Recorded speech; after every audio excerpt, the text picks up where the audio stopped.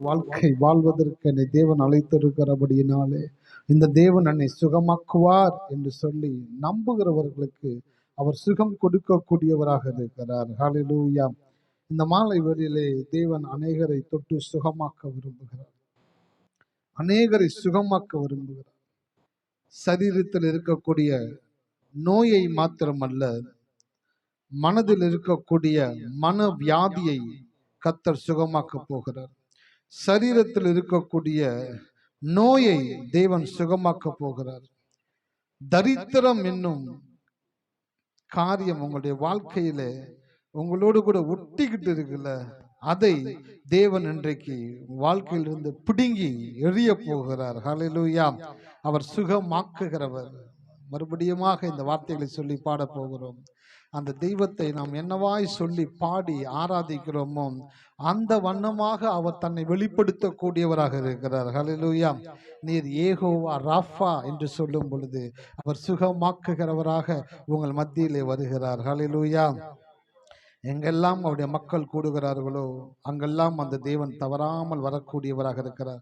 அதனால்தான் வேதம் சொல்லுகிறது, அவர் சர்வ வியாபி, எங்கும் நிறைந்திருக்கிறவர், எதிலும் இருக்கக்கூடிய பேராற்றல் என்று வேதம் சொல்லுகிறது.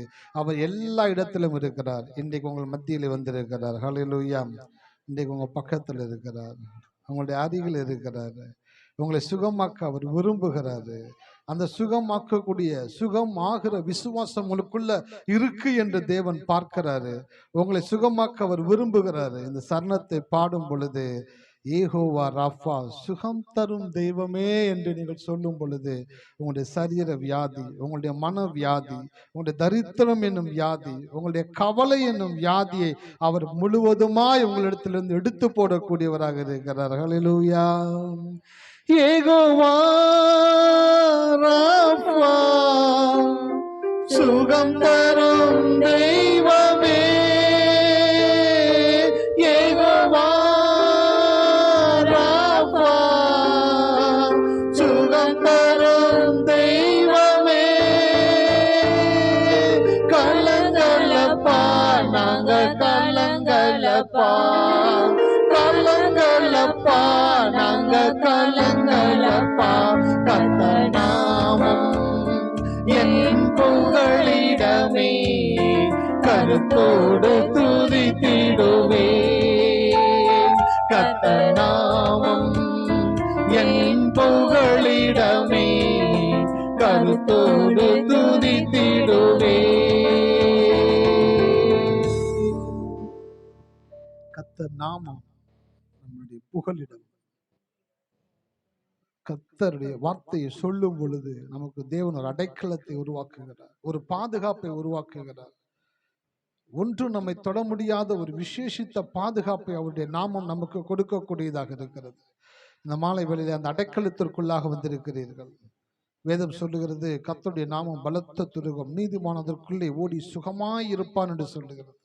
நீங்கள் சுகமாய் இருக்க வேண்டும் என்பதற்காகவே தேவன் தன்னுடைய நாமத்தை அடைக்கலமாய் உங்களுக்கு கொடுத்திருக்கிறார். அவருடைய நாமத்தை உச்சரிக்கிறவர்களுக்கு அடைக்கலம் உண்டு. இந்த மாலை வேளையிலே அடைக்கலம் இல்லாத உங்களுக்கு அவர் பெரிய அடைக்கலமாய் கடந்து வருகிறார். நன்றி தகப்பனே.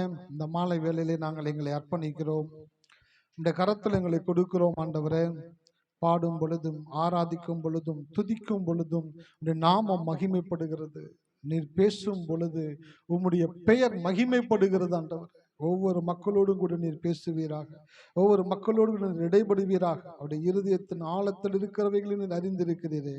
அவருடைய எல்லா காரியங்களையும் வெளியரங்கமாய் பார்க்கிற தேவன் இந்த நாளில் அவர்களை ஆசீர்வதித்து அனுப்பும் செபிக்கிறேன். இயேசு நாமத்தில் வேண்டிக் கொள்கிறோம் நல்ல பிதாவே, ஆமென். ஹல்லேலூயா.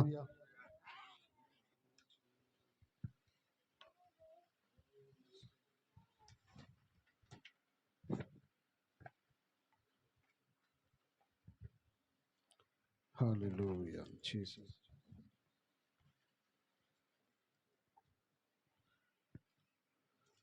உபாகமம் 26:19 எடுத்துக்கொள்ளுவோம். அதை அறிக்கை செய்து தேவனுடைய வார்த்தைக்குள்ளே கடந்து போகலாம். நன்றி.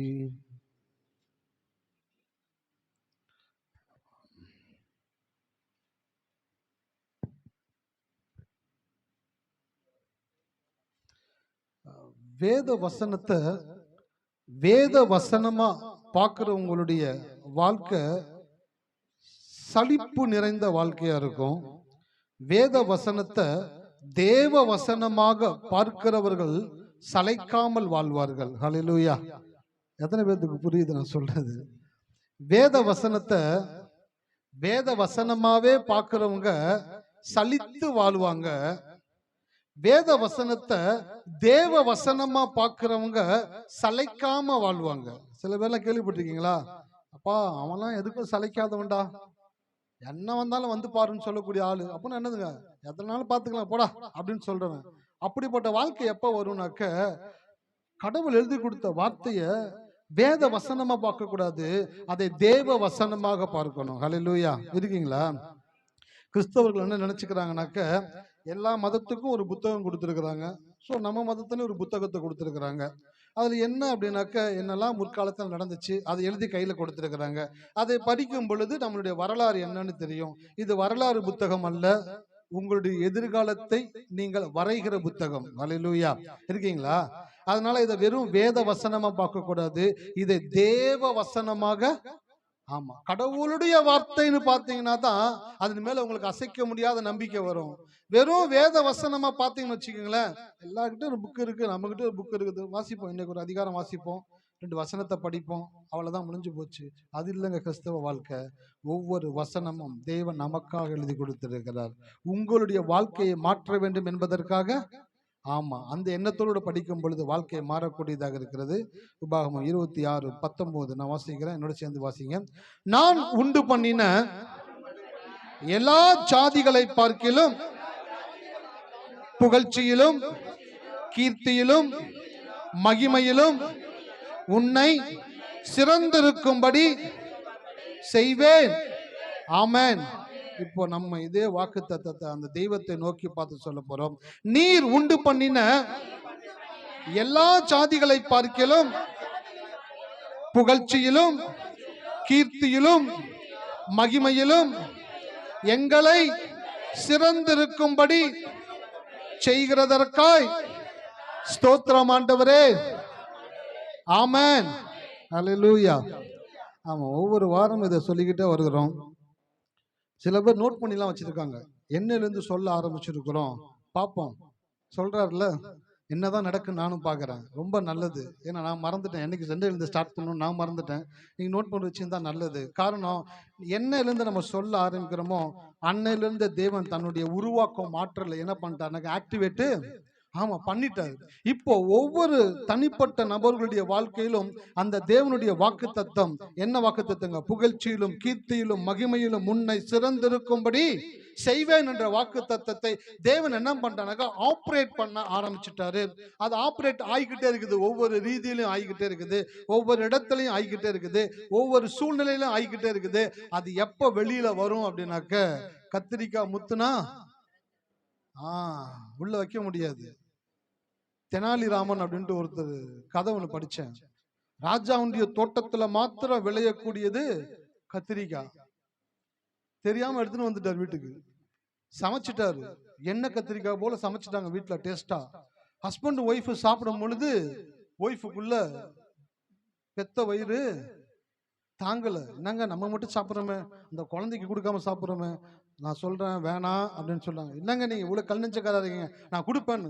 சரி ஒரு நிமிஷம் சொல்லிட்டு செம்புல தண்ணி எடுத்துட்டு போய் அந்த பையனுடைய தலையில தெளிச்சிருக்கிறார். தூங்கிட்டு இருக்கிறேன். அப்பா டே மழை வந்து பாரு, உள்ள வந்து படுத்து இருக்கிறாரு. உள்ள வந்து படுத்துருக்க அவங்க அம்மா எழுப்பி தட்டுல போட்டு கத்திரிக்காய் வச்சு கொடுத்துட்டாங்க. நல்லா சாப்பிட்டான், சாப்பிட்டு தூங்கிட்டான். அடுத்த நாள் காலையில விளையாடும் போது என்ன பண்ணிட்டான், எல்லா பசங்கள்ட்டையும் நான் கத்திரிக்காய் சாப்பிட்டேன் கத்திரிக்காய் சாப்பிட்டேன்னு ஒரே டான்ஸ். அந்த பிள்ளைங்க அவங்க வீட்டுல அவங்க அம்மாட்ட போய் சொல்ல, இந்த மாதிரி அவங்க தென்னாலி நம்ம வீட்டுல கத்திரிக்காய் சாப்பிட்டு இருக்காங்க. என்ன ஆச்சரியமா இருக்கு, ராஜா வீட்டுல மட்டும் தானே அது, தோட்டத்துல மட்டும் தானே இருக்கும், வேற யாருக்கும் வராது அது. அப்ப தெனாலி ராமன் திருடிட்டு வந்து சாப்பிட்டுருக்கான்னு சொல்லி ராஜா கிட்ட கம்ப்ளைண்ட் போயிடுச்சு. ராஜா கூப்பிட்டு விசாரிக்கிறாரு, என்ன தெனாலி ராமா, எவ்வளவு பெரிய மனுஷன் நீ, இந்த மாதிரி வேலையை பண்ணலாமா? இல்லையே ராஜா, அந்த மாதிரி பண்ணலையே. இல்ல நீ பண்ண சாட்சி இருக்குது. சாட்சி இருக்குதா? யாரா இருக்கும்? சரி கூட்டு வாங்கன்னு சொல்லிருக்காங்க. தெனாலி ராமன் பையனை கூட்டு வந்திருக்காங்க. சொல்லுப்பா அப்படின்னு சொல்லியிருக்காங்க. குழந்தையும் தெய்வமும் குணத்தால் ஒன்று, பொய் சொல்லாது. குழந்தை பொய் சொல்லாது, சொல்லு. ஆமா, நேத்து நான் எங்க அப்பா எங்க அம்மா எல்லாரும் கத்திரிக்காய் குழம்பு சாப்பிட்டோம் அப்படின்னு சொல்லியிருக்கு அந்த குழந்தை. ராஜா பாத்துக்கிறாரு, பத்தியா நீ தப்பு செஞ்சிருக்கிற. ராஜா ஒரு நிமிஷம், நீ சாப்பிட்ட அன்னைக்கு ஏதாச்சும் நடந்துச்சாப்பா அப்படின்னு தெனாலிராமன் குழந்தைகிட்ட கேட்கிறாரு.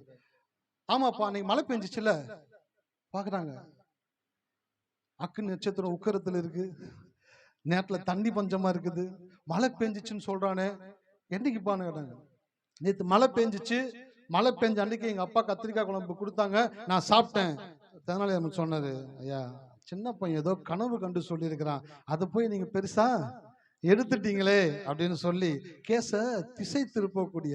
அப்போ ஒரு விஷயத்தை செய்யும் பொழுது தொலைநோக்கு பார்வையோடு கூட யோசிச்சு காரியத்தை செய்கிறது. அதே போல கத்திரிக்காய் முத்துனா கடத்தெருவுக்கு ஆமா வந்துதான் ஆகணும். அப்ப கடவுளுடைய வார்த்தையை சொல்ல சொல்ல சொல்ல அது ஒரு நாள் உங்க வாழ்க்கையில வந்து நிதர்சனமான காரியங்களை செய்யக்கூடியதாக இருக்கிறது. இந்த மாலை வேளையில் நான் சொல்றேன், நீங்கள் சொல்லுகிற வார்த்தைகளுக்கு உயிர் உண்டு. அல்லேலூயா.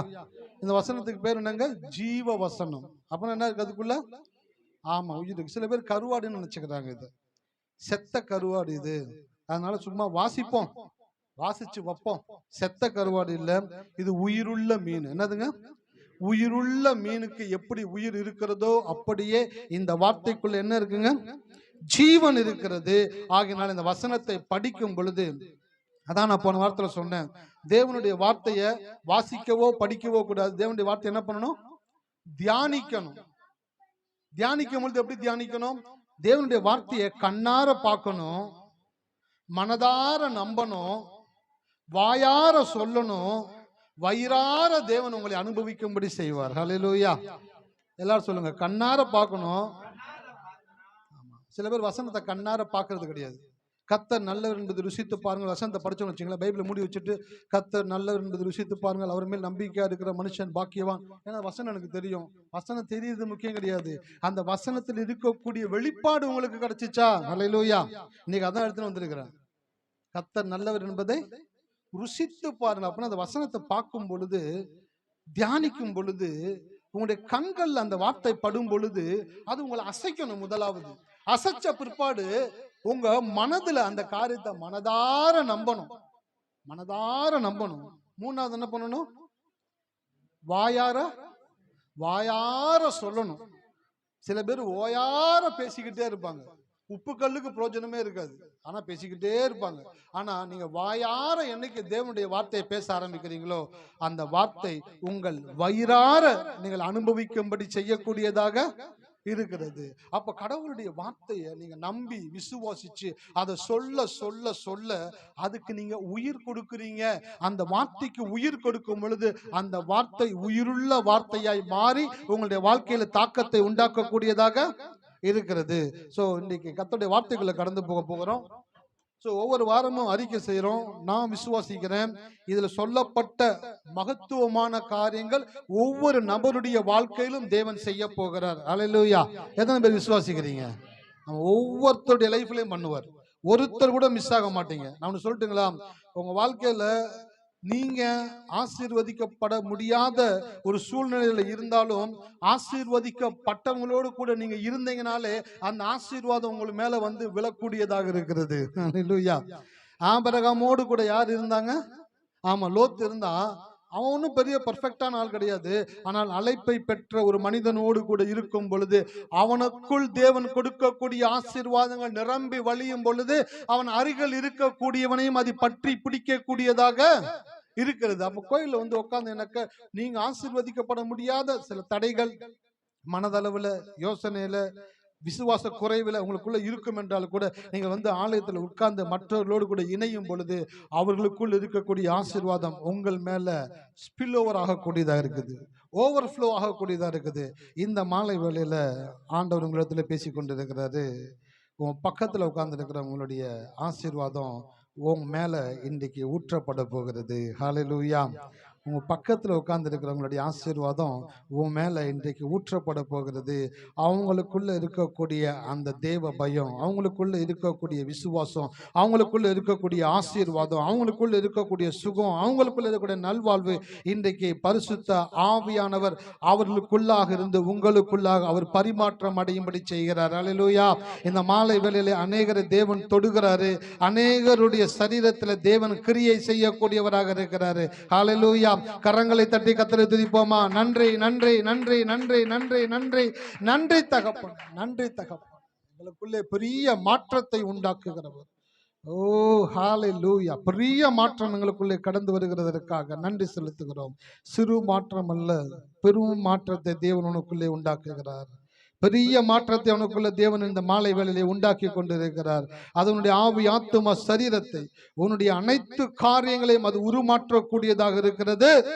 நன்றி தகப்பனே, தொடர்ந்து நீர் பேசுவீராக. ஆமென், ஆமென், ஹல்லேலூயா. நம்ம தொடர்ந்து நம்ம கர்த்தருடைய வார்த்தையை பார்த்து வருகிறோம். ஒவ்வொரு மாதமும் என்ன தலைப்பின் கீழே பார்த்து வருகிறோம்னாக்க, சொல்லி, ஆமாமா, கன்ஃபஸ் அண்ட் பொசஸ், சொல்லுகிறவனுக்கு சொந்தமாகும், சும்மா இருக்கிறவனுக்கு சொந்தம் ஆகாது. ஆமா, சொன்னீங்கன்னாலும் சொந்தமாகும். அட்லீஸ்ட் சொல்றவனாச்சும் பார்த்துக்கிட்டே இருங்க. அவனுக்கு என்ன நடக்குதோ அது உங்க வாழ்க்கையில வந்து நடக்கக்கூடியதாக இருக்கிறது. அப்ப சொல்லி சொந்தமாக்குங்கள். என்ன சொல்றோமோ அது நம்முடைய வாழ்க்கையில வந்து நடக்கக்கூடியதாக இருக்கிறது. இதுதான் பல ஆங்கிள் பேசிக்கிட்டே வருகிறோம். இன்னைக்கு சில காரியங்களை பார்க்க போறோம். என்னன்னாக்க, பேசுவதும் விசுவாசமும் வெவ்வேறு அல்ல, பேசுவதுதான் விசுவாசம். அல்லேலூயா. எத்தனை பேருக்கு புரியுது? பேசுவதும் விசுவாசமும் வெவ்வேறு அல்ல, பேசுவதுதான் விசுவாசம். சில பேர் என்ன நினைச்சுக்கிறாங்கனாக்க, நான் சார், நான் கடவுளை நம்புறேன் சார். சரிம்மா, என்ன பேசுறீங்க? வாயை திறந்து பேசுறது எல்லாமே அவிவிசுவாசமான வார்த்தை. வாயை திறந்து பேசுறது எல்லாமே வேதனை, கண்ணீர், குழப்பம், கவலை, கடன், வேதனை. என்ன விதமான காரியங்களை பேசக்கூடாதுன்னு வேதம் சொல்லி இருக்குதோ எல்லா விதத்திலும் வாயை திறந்து பேசுறது. பேசிட்டு ஜபத்துல போயிட்டு, ஆண்டவரே, நான் விசுவாசத்தோடு கூட உம்மிடத்துல கேட்கிறேன் ஆண்டவரே. அவர் எட்டி பார்ப்பாரு. அது புது ஜந்துவா இருக்குது. இவ்வளவு நேரம் ஃபுல்லா லொடன்னு அவிவிசுவாசத்தை கொட்டி தள்ளிட்டு இப்ப டக்குன்னு இந்த சில பேர் அம்பியாவும் அந்நியனாவும் மாறிடுவாங்க. அம்பியாவும் அந்நியனாவும் மாறிடுற மாதிரி ஜபத்துக்கு முன்னாடி வரைக்கும் பாத்தீங்கன்னாக்க எதையாச்சும் ஒண்ணு பேசுறது. சந்தேகத்தை, பயத்தை, குழப்பத்தை, கடனை, கண்ணீரை, வேதனைய, குழப்பத்தை, எரிச்சலை, விரக்தியை பேசிக்கிட்டே இருக்கிறது. ஜெபிப்போம், டக்குன்னு மாறிடுவாங்க. நான் இவ்வளவு நேரம் ஒரு மாதிரி பேசிட்டு இருந்தாங்க, டக்குன்னு மாறிடுறாங்களே. இப்ப ஆள் மாறிட்டாங்க. ஜபத்துல போய் உட்காந்து, ஆண்டவரே, இந்த விசுவாசத்தின்படி எனக்கு செய்யுங்க ஆண்டவரே. காரியம் நடக்காது. ஏன்னா உங்களுக்கு ஒரு விஷயத்தை தப்பா சொல்லி கொடுத்துட்டாங்க. பேசுறது வேற, விசுவாசம் வேறன்னு சொல்லிட்டாங்க. கிடையாது, பேசுறது தான் விசுவாசம். ஹல்லேலூயா. இருக்கீங்களா? ஆமா, பேசுவதும் விசுவாசமும் வெவ்வேறு அல்ல, பேசுவதுதான் விசுவாசம். விசுவாசம் பேசும். ஒரு வசனத்தை வாசிங்க, 2 கொரிந்தியர் 4:13.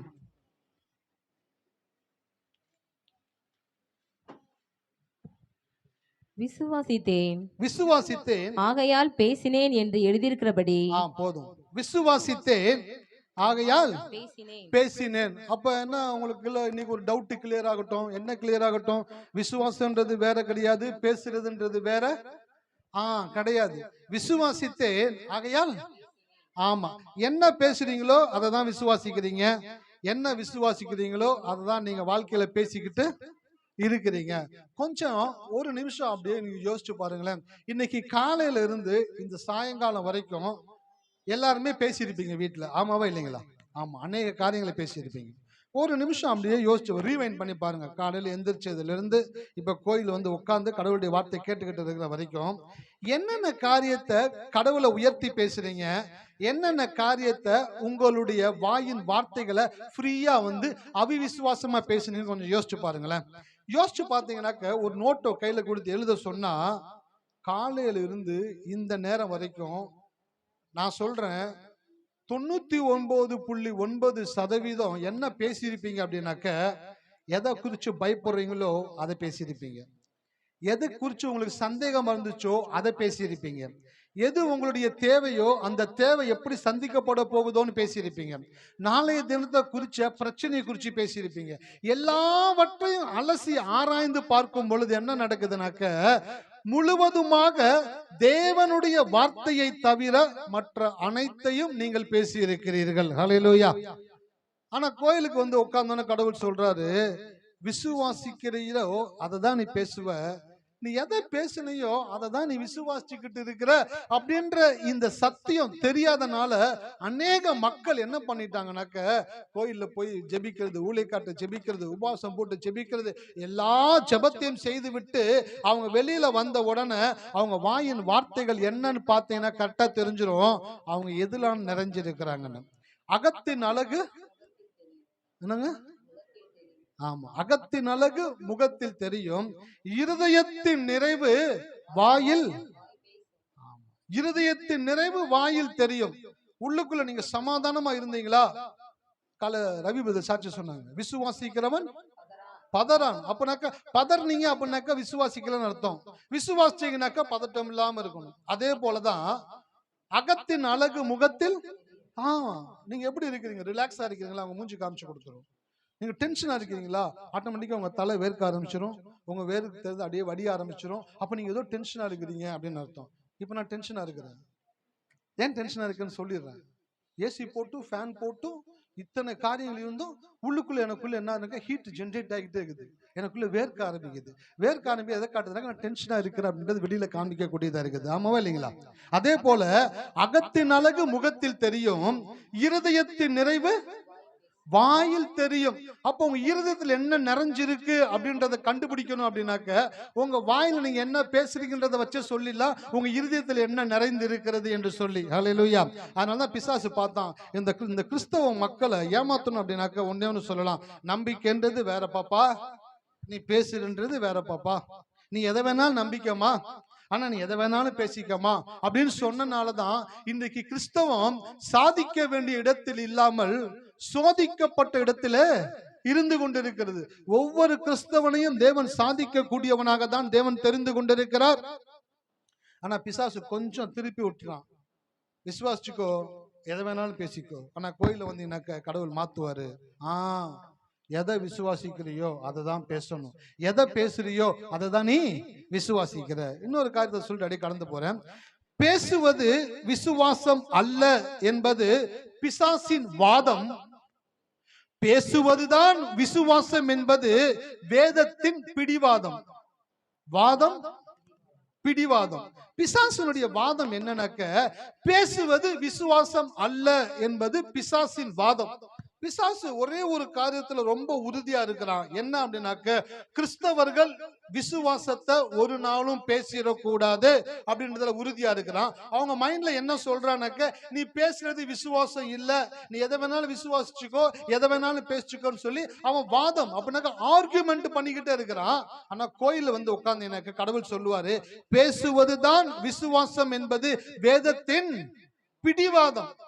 சில பேர் சொல்றாங்க, சார் கடவுளுடைய ஆசீர்வாதத்தை பெற்றுக்கொள்றதுக்கு வேற ஏதாச்சும் ஒரு வழி இருந்தா சொல்லுங்க சார், விசுவாசமா பேசுறது கொஞ்சம் கஷ்டமா தான் இருக்குது, கொஞ்சம் காம்ப்ளிகேட்டா இருக்குது. ஏன்னாக்க ஒரு பிரச்சனை, ஒரு தேவை, ஒரு குறைவு, ஒரு பலவீனம், ஒரு வியாதின்னு வந்த உடனே அந்த நேரத்துல நான் கடவுளுடைய வார்த்தை தான் பேசணுமா அப்படின்னு சொல்லும் போது என்னால முடியல சார், கட்டாயமா என்னுடைய நான் வேதனையை பேசிடுறேன், என் குழப்பத்தை, கண்ணீரை, கவலையை பேசிடுறேன், என்னால விசுவாசமா பேச முடியல சார், வேற ஏதாச்சும் ஒரு வழி இருந்தா சொல்லுங்க நான் ஆசீர்வதிக்கப்படுகிறதுக்கு அப்படின்னு சொன்ன உடனே அநேகர் சொல்ல ஆரம்பிச்சிருவாங்க, நீ 40 நாள் உபவாசம் போடு, நீ முழங்காலே நில்லு, நைட் 1 மணிக்கு வந்து ஜெபம் பண்ணு. ஆல்டர்னேட் சஜஷன்ஸ் எக்கச்சக்கமா இருக்குது. ஆனால் வேதம் கொடுக்கிற ஒரே காரியம் என்ன தெரியுங்களா? நீ எதை படிக்கிறியோ, எதை விசுவாசிக்கிறியோ அதை உன் வாயை திறந்து பேசினா மட்டும்தான் உன் வாழ்க்கை மாறக்கூடியதாக. பிசாசு சொல்லுவான், சுகத்தை விரும்பு ஆனா வியாதிய பேசு. சுகத்தை விரும்பு, தப்பு கிடையாது, ஏசப்பா சுகம் கொடுப்பா, நம்பு, தப்பே நான் சொல்லல. ஆனா உன் உடம்புல என்ன இருக்குது அதை பேசு. பொய் பேசாத, இல்லைன்னு சொல்லி சொல்லாத, பொய்ய பேசாத அப்படின்னு சொல்லுவான் பிசாசு. ஆனா வேதம் என்ன சொல்லுதுனாக்க சுகத்தை விரும்பு, வியாதிய வெறு. வியாதிய வெறுக்கணும். என்ன பண்ணணுங்க? வியாதிய. ஆமா, நிறைய பேருக்கு வந்துட்டு இந்த வியாதின்னு ஒண்ணு காரியத்தை பார்த்த உடனேயே ரொம்ப அட்ராக்ஷன் ஆயிடுறாங்க. அப்படியே வந்துச்சா உடனே ஒரு ஆர்குமெண்ட், இது யாருக்கு இருந்துச்சு? தாத்தாக்கு இருந்துச்சா? அம்மா இது நம்ம பெரியப்பாக்கு இருந்துச்சா? நம்ம சித்தப்பாக்கு இருந்துச்சா? நம்ம சொந்தக்காரங்களுக்கு யாருக்காச்சும் இது இருந்துச்சா? வியாதியை குறித்து ஆராயக்கூடாது. வேத வசனத்தை தான், வேத வசனத்தை ஆராய்ந்து பாருங்கள், அதனால் உங்களுக்கு நித்திய ஜீவன். இத ஆராய்ஞ்சு பார்த்தீங்கன்னாக்க நித்திய ஜீவன் வரும். வியாதிய ஆராய்ஞ்சு பார்த்தீங்கன்னாக்க உங்க வாழ்நாட்களை தேவன் நீடித்த நாட்களாய் கொடுத்திருக்கிறாரு. நீங்கள் வியாதியை குறித்து ஆராய ஆராய ஆராய உங்களுடைய மனது, உங்களுடைய புத்தி, உங்களுடைய கண்ணு, உங்களுடைய இருதயம், இது எல்லாம் அந்த வியாதியை குறிச்சே திங்க் பண்ணி பிசாசு என்ன பண்ணுவானாக்க, ரொம்ப டேலண்டா என்ன பண்ணுவானாக்க, உங்களை அப்படியே அந்த ரெல்முக்குள்ள கொண்டு போயிடுவான், அந்த வட்டத்துக்குள்ள கொண்டு போயிடுவான். அந்த வட்டத்துக்குள்ள கொண்டு போய் அந்த வியாதியை குறித்து சிந்திக்க வச்சு, அந்த வியாதியை குறித்து பேச வச்சு, அந்த வியாதியை குறித்து செக் பண்ண வச்சு, அந்த வியாதியை குறித்து ஒவ்வொரு நாளும் யோசிக்க வச்சு உங்களை அப்படியே பாண்டேஜுக்குள்ள கொண்டு போயிருவான் பாருங்களேன். ஆனா நீங்க கோயிலுக்கு வந்தீங்கன்னாக்க ஊழியக்காரர் உங்க இடத்துல பேசுவாரு, கர்த்தருடைய ஆவியானவர் உங்க இடத்துல பேசுவாரு. வியாதியை குறித்து அல்ல, சுகத்தை குறித்து தியானித்து பாரு. ஹல்லேலூயா. அதான் வேதத்தை படிக்கும் பொழுது யாரெல்லாம் சுகம் பெற்றாங்க அவங்கள படிக்கணும், அவங்களுக்கு எப்படிலாம் சுகம் கிடைச்சிச்சுன்னு படிக்கணும், எப்படிலாம் தேவன் சுகத்தை கொடுத்திருக்கிறான்னு படிக்கணும். அப்படி படிக்கும் பொழுதுதான் நான் சொன்னேன், கண்ணார பார்த்து மனதார நம்பி வாயார சொன்னா வயிறார தேவன் அனுபவிக்கும்படி. ஆமா, வேதத்தை படிக்கும் பொழுது கண்ணார பார்த்து படிங்க. என் தேவன் எனக்காக எழுதி கொடுத்த வேத வசனங்கள் சொல்லி அதை பார்த்து, சில டைம்ல நான் பைபிள் படிக்கும் பொழுது ஒரு வசனத்தை படிப்பேன், அந்த வசனத்தை அப்படியே பார்த்துக்கிட்டே இருப்பேன். அதை பார்க்க பார்க்க பார்க்க அந்த வசனம் என்னோடு கூட பேசிக்கிட்டே இருக்கிறத போல நான் உணர ஆரம்பிப்பேன். அந்த வசனம் என்னுடைய உள் மனதில் போயிட்டு எனக்குள்ள ஒரு பெரிய மாற்றத்தை உண்டாக்கக்கூடியதாக இருக்கும். அந்த வசனத்தை அப்படியே உள்வாங்கின உடனே என் மனசு சொல்லும், இது உன் வாழ்க்கையில கட்டாயமா நடக்கும். என் மனசு உன்னை நம்பின உடனே என் வாயில என்ன பண்ணுவேன்னாக்கா முணுமுணுக்க ஆரம்பிச்சிடுவேன். அந்த வாக்குத்தத்தத்தை அப்படியே சொல்ல ஆரம்பிச்சிடுவேன். சொல்ல ஆரம்பிச்ச உடனே என்ன நடக்குதுனாக்க, என்னை சுற்றி இருக்கிற அனைத்து காரியங்களையும் இந்த வார்த்தை மாற்றக்கூடியதாக இருக்கிறது. ஹல்லேலூயா. தேவனுடைய வார்த்தை மாற்றும் திறன் கொண்டது. என்னதுங்க? தேவனுடைய வார்த்தைக்கு என்ன இருக்குது? மாற்றும் திறன் கொண்டது. அதனாலதான் தேவனுடைய வார்த்தையை பேசுங்க அப்படின்னு சொல்றோம். தேவனுடைய வார்த்தையை நீங்க சொல்ல சொல்ல உங்களை மாத்தும், உங்க கூட இருக்கிறவங்களை மாத்தும், உங்களுடைய சூழ்நிலைகளை மாத்தும், சீசன்ஸை மாத்தும், காலத்தை மாத்தும், கடினமானவர்களை மாத்தும். இந்த வேத வசனத்துக்கு தெரிஞ்சதெல்லாம் ஒன்னே ஒண்ணுதான், இது இந்த வேத வசனத்தின்படி எல்லாரையும் மாற்றக்கூடியதாக இருக்கிறது. ஹல்லேலூயா. ஆமா, தேவனுடைய வசனம் மாற்றும் ஆற்றல் கொண்டது, மாத்தும். அதனாலதான் வார்த்தையை சொல்லுங்கன்னு சொல்றோம். நீங்க அதான் குறிச்சு கொஞ்சம் டீப்பா உங்களுக்கு பேச போகிறேன். எடுத்து வாசிங்க, மார்க் 11. இயேசு அவர்களை நோக்கி, தேவனிடத்தில் விசுவாசம் உள்ளவர்களா இருங்கள். எவனாயில் இந்த மலையை பார்த்து நீ பெயர்ந்து சமுத்திரை தள்ளுண்டு போ என்று சொல்லி தான் சொன்னபடியே நடக்கும் என்று தன் இருதயத்தில் சந்தேகப்படாமல் விசுவாசித்தால் அவன் சொன்னபடியே ஆகும் என்று மெய்யாகவே உங்களுக்கு சொல்லுகிறேன். ஆமென். இந்த வசனத்தை பல மாதங்களாக நம்ம படித்து வருகிறோம். இந்த வசனத்தினுடைய அந்த ஆதாரத்தை கொண்டுதான் இந்த சொல்றதுன்றது காரியத்தை நான் பேசிக்கிட்டே வருகிறேன். ஏன் சொல்லணும்? நிறைய பேர் நிறைய கேட்குறாங்க, ஆனா நிறைய சொல்றது இல்லை. ஹலோ, இருக்கீங்களா? ஆமா, நிறைய கேட்பாங்க, நிறைய காரியங்களை கேட்டுக்கிட்டே இருப்பாங்க. கேட்க கேட்க கேட்க கேட்க கேட்க ஓவர்ஃப்ளோ ஆகிக்கிட்டே இருக்கும். ஆனா அது என்ன ஆகுனாக்க, வாயில வெளியில வரும் பொழுதுதான் அது என்ன பண்ணுதுனாக்க உங்களுக்கு உருவாக்கக்கூடியதாக இருக்கிறது. பாருங்க, தேவன் சிருஷ்டிக்கும் ஆற்றல் உடையவர். எல்லாரும் கவனிக்கிறீங்களா? ஆமா, தேவன் சிருஷ்டிக்கும் ஆற்றல் உடையவர். சிருஷ்டிப்பு அப்படின்னாக்க இல்லாத ஒன்றை முதல் முறையா உருவாக்குறாரு பாத்தீங்களா, அதுக்கு பேர் தான் என்னதுங்க? சிருஷ்டிப்பு. உலகத்துல கிடையவே கிடையாது. ஃபர்ஸ்ட் டைம் ஒன்று வருது அப்படின்னாக்க அதுக்கு பேரு சிருஷ்டிப்பு. அதை போல மற்றொன்றை மறுபடியும் உருவாக்குறாங்க பாத்தீங்களா, அதுக்கு பேர் என்னன்னாக்க உருவாக்கப்படுதல். சிருஷ்டிச்சிட்டாரு, அதை போல மற்றொன்றை என்ன பண்றாங்க? உருவாக்குறாங்க. அப்போ தேவன் சிருஷ்டிக்கும் ஆற்றல் உடையவர், தேவனுடைய வார்த்தை உருவாக்கும் ஆற்றல் உடையது. அல்லேலூயா. இருக்கீங்களா? ஆமா, தேவன் சிருஷ்டிக்கும் ஆற்றல் உடையவர், தேவனுடைய வார்த்தை உருவாக்கும் ஆற்றல் உடையது. அதனாலதான் கோயிலுக்கு வந்தீங்கன்னாக்கா பைபிளை படிச்சீங்களான்னு கேட்கிறோம், இன்னைக்கு கடவுளுடைய வாக்கு தத்தங்களை வாயை திறந்து சொன்னீங்களான்னு கேட்கிறோம். ஏன் அப்படின்னாக்க, தேவன் சிருஷ்டிக்கிறவர், தேவர்கள் உருவாக்குகிறவர்கள். நீங்களாம் யாருங்க? நீங்களாம் யாருங்க? தேவர்கள் உருவாக்குகிறவர்கள்.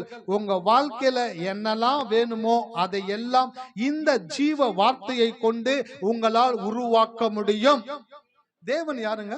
அவர் குயவன் என்று வேதம் சொல்லுகிறது. அவர் ஒரு குயவனம். அந்த குயவன் என்ன செய்கிறார்னாக்க, களிமண்ணை கொண்டு உருவங்களையும் சிற்பங்களையும் பாத்திரங்களையும் உருவாக்கக்கூடியவராக இருக்கிறாராம். தேவர்களாகிய நம்ம என்ன பண்றாருனாக்க நீயும் உருவாக்குறான்னு சொல்றாரு. ஆண்டவரே நான் களிமண்ணுக்கு எங்க போறது அப்படின்னு கேட்கும் பொழுது, நான் களிமண்ணை கொண்டு உருவாக்குறேன், நீ என்னுடைய வார்த்தையை கொண்டு உருவாக்கக்கூடிய ஆற்றலை உனக்குள்ளே கொடுத்திருக்கிறேன் என்று தேவன் சொல்லுகிறார். அல்லேலூயா. இருக்கீங்களா? ஆமா. இன்னொன்னு விஷயம், தேவன் சொன்னா அது உருவாயிடும். தேவர்கள் தேவனுடைய வார்த்தையை சொன்னால் உருவாக்கப்படும். நீங்க எங்கேயும் அலைஞ்சு திரிய வேண்டிய அவசியம் கிடையாது. உங்களுடைய காரியங்களை உங்களுடைய வாயை கொண்டே தேவன் உருவாக்கக்கூடிய விதத்தில் உங்களை சிருஷ்டித்திருக்கிறார். அல்லேலூயா. அந்த வார்த்தையை நான் பல மாதங்களா, கிட்டத்தட்ட எனக்கு தெரிஞ்சு 1 வருஷம் ஆயிருக்குன்னு நினைக்கிறேன். 1 வருஷம் ஆயிருக்குமா இதை ஸ்டார்ட் பண்ணி? ஆமா. இதை முடிச்சுட்டு அடுத்த சப்ஜெக்ட்டுக்கு போகலான்ட்டு எழுதி வச்சிருக்கேன். பைபிளுக்கு பின்னாடி தலைப்புகளா எழுதி வச்சிருக்கிறேன். ஆண்டவரே ஜெபம் பண்ணிட்டு, ஆண்டவரே இதையே பேசிக்கிட்டு இருக்கிறேன்னா இன்னும் நிறைய தலைப்பு இருக்குது, அதுக்கெல்லாம் எப்போ போறதுன்னு தெரியல. ஆண்டவரே ஃபர்ஸ்ட் இதை பேசு, ஒவ்வொருத்தருடைய லைஃப்ல அது நடக்குதான்னு பாரு, ஒவ்வொருத்தருடைய லைஃப்லும் அது நடந்த பிற்பாடு அது அவங்க வாழ்க்கையில ஆக்டிவேட் ஆக ஆரம்பிச்சிடும். அப்புறம் நீ அடுத்த சத்தியத்துக்கு ஒவ்வொருத்தருடைய லைஃப்லும் நடக்கிற வரைக்கும், உங்க வாயை திறந்தா நீங்க விசுவாசத்தை பேசுற வரைக்கும், நீங்க உங்க வாயை திறந்து சொல்லி சொல்லி உருவாக்குகிற வரைக்கும், நீங்க பயப்படாதவங்களா தைரியம் உள்ளவர்களா இருக்கிற வரைக்கும், நீங்க எதை கண்டும் அஞ்சாதவர்களாய் மாறுகிற வரைக்கும், எந்த ஒரு சூழ்நிலையும் உங்களை அசைக்காதவர்களாய் நீங்கள் மாறுகிற வரைக்கும், இந்த வார்த்தையை நான் இன்னும் அநேக ஆண்டுகள் ஆனாலும் பேசிக்கொண்டே இருப்பேன். அல்லேலூயா. ஏன்?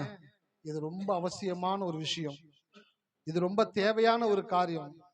ஒரு மனிதனை முதல் கோணல் முற்றும் ஒரு கிறிஸ்தவ வாழ்க்கையினுடைய ஆதாரமே என்னன்னாக்க, நான் தேவனால் உருவாக்கப்பட்ட தேவர்களாக இருக்கிறேன், நான் சொன்னா என் வாழ்க்கை மாறும். இந்த பேசிக் சத்தியத்தை ஒரு மனுஷன் அறிந்து கொள்ளாம அவன் வாழ்க்கையில அடுத்த கட்டத்துக்கு போனாலும் அவன் சுத்தி எங்கதான் வந்தாங்கணும். ஆமா, கடைசி திருப்பி அந்த இடத்துல வரணும். ஏன்? இதுல நீ பாஸ் ஆகாம நீ எங்க போனாலும் அது திருப்பி சுத்தி எங்க கொண்டு வந்து விடும். ஆமா, பரமபதம் ஆடி இருக்கீங்களா? சில பேர் வேகமா மேல ஏறுவாங்க, கூட இருக்க பக்கிங்க தாயம் கூட போட்டிருக்காது, உருட்டுறது. அன்னைக்குதான் அவிவிசுவாசமான வார்த்தைலாம் கொப்பளிக்கும். சைத்தான் பிசாசு தாயம் விழுகுதா பாரு, குத்தி போடு, டேய் உருட்டி போடு, சுண்டி விடுறா அப்படின்னு ஒருத்தன். இன்னொருத்தன் சொல்லுவான், கண்ணை மூடிட்டு போடுறா, தாயம் விழுகுன்னுவான். தாயம் விழுகாது. ஒருத்தன் அப்படியே நைசா மேல போய் 98 கிட்ட போயிருவான். 99ல பாம்பு இருக்கு. அப்பதான் 100 பிடிக்க முடியும். 99ல அவன் போடுவான், பார்த்தா அவனுக்கு தாயம் விழுந்துரும். இப்ப தாயம் விழுகாதவன் சந்தோஷப்படுவானா மாட்டானா? இவ்வளவு நேரம் தாயம் விழுகலையேட்டு கரிச்சு கொட்டிக்கிட்டு இருந்தவன் இப்ப தாயம் அவனுக்கு விழுந்தான, ஐயோ அப்பா சிக்கான வாடா இறக்கடா அப்படியே கொண்டு வந்து கீழே 3 கிட்ட நிறுத்துவான். திருப்பி இவன் தாயம் போட்டு இவன் தாயம் விழுந்துரும். வாழ்க்கையில பாருங்க, சில பேரு டக்கு மேல போவாங்க, ஆனா திருப்பி எங்க வந்துருவாங்க? கொத்தி கீழே தான் வந்திருப்பாங்க. ஆனா சில பேர் ஸ்டெடியா இருந்து நிதானமா ஒவ்வொரு காயா நகர்த்திக்கிட்டே போவாங்க. நிறைய பேர் சர்ன்னு மேல போய் கீழே வருவாங்க. ஒவ்வொரு கட்டமா கடந்து போறவன் கரெக்டா போய் எங்க சேரணுமோ அங்க சீக்கிரமாய் சேரக்கூடியவனாக இருக்கிறான். அல்லேலூயா. அதாவது வார்த்தை ஒண்ணு எழுதினேன், இலக்கின்றி ஓடுகிறவன் இலைப்படைவான், இலக்கோடு நடக்கிறவன் இலக்கை அடைவான். எத்தனை பேத்துக்குள்ள வார்த்தை உள்ள போகுது? இலக்கின்றி ஓடுகிறவன் இலைப்படைவான், இலக்கோடு நடக்கிறவன் லக்கை அடைவான். உங்களுக்கு முன்னாடி நிறைய பேர் ஓடுறாங்கல்ல, அவங்கள பார்த்து டென்ஷன் ஆகாதீங்க. டக்குன்னு மேல வந்துட்டாங்க, டக்குன்னு பைக் வாங்கிட்டாங்க, கார் வாங்கிட்டாங்க, வீடு வாங்கிட்டாங்க, அப்படி வாங்கிட்டாங்க, இப்படி வாங்கிட்டாங்க, அதை செஞ்சுட்டாங்க, இதை செஞ்சுட்டாங்க, வேகமா ஓடுவாங்க. லக்கு இல்லாம ஓடிக்கிட்டே இருக்கிறாங்க. என்னதுங்க? லக்கு இல்லாமல் ஓடிக்கொண்டு இருக்கிறவர்கள் இலைப்படைவார்கள். எல்லாம் இருக்கும், ஆனா வாழ்க்கையில எதுவுமே இல்லாத போல ஒரு யோசனை உண்டாகும். வாழ்க்கை ஒரு விதமா மாறக்கூடிய விதத்துல அவனுக்கு நம்பிக்கை இல்லாம இருக்கும். நீங்க பாருங்க, நிறைய பேரு தற்கொலை செய்து கொள்ளுகிறாங்க. அவங்களுடைய டீட்டெயில் எடுத்து படிச்சு பார்த்தா அவனுக்கு சொத்து இருக்கு, அவனுக்கு வீடு இருக்கு, அவனுக்கு கார் இருக்கு, பேங்க்ல பேலன்ஸ் இருக்கு, எல்லாமே இருக்கு. ஏன் தாண்டா செத்து போனான்னு கேட்டாக்க என்ன தெரியலங்க, ரொம்ப நாள் ஒரு மாதிரி கவலையா இருந்தாரு, ஒரு மாதிரி யார்கிட்டையும் பேசாம தனிமையா இருந்தார், என்னன்னே தெரியல. எல்லாமே இருக்கு, ஆனா அவன் வாழ்க்கையில ஏதோ ஒண்ணு இல்ல. அந்த ஒரு விஷயம் அவன் வைத்திருக்கிற எல்லா விஷயத்தையும் கடந்து அவனை கொண்டு போய் எங்க இறக்கி விட்டுருச்சு. ஆனால் ஒரு கிறிஸ்தவன் கோயிலுக்கு வந்து கடவுளை நம்பி கடவுளை விசுவாசித்து அவன் நடக்கும் பொழுது, இலக்கோடு நடக்கிறவன் லக்கை அடைவான். ரிலாக்ஸா கொஞ்சம் கொஞ்சம் கொஞ்சம் கொஞ்சமா நீங்க வாழ்க்கையில உயர உயர உயர உங்களுடைய உயர்வை தேவன் தீர்மானித்து உங்களை அற்புதமாய் நடத்தக்கூடியவராக இருக்கிறார். ஹல்லேலூயா. அப்ப நான் சொல்றேன், லக்கின்றி ஓடுகிறவர்கள் இளைப்படைவார்கள், லக்கோடு நடக்கிறவர்கள் லக்கை அடைவார்கள். நீங்களாம் யாருங்க? ஏசப்பா புள்ள பார்த்தீங்களா?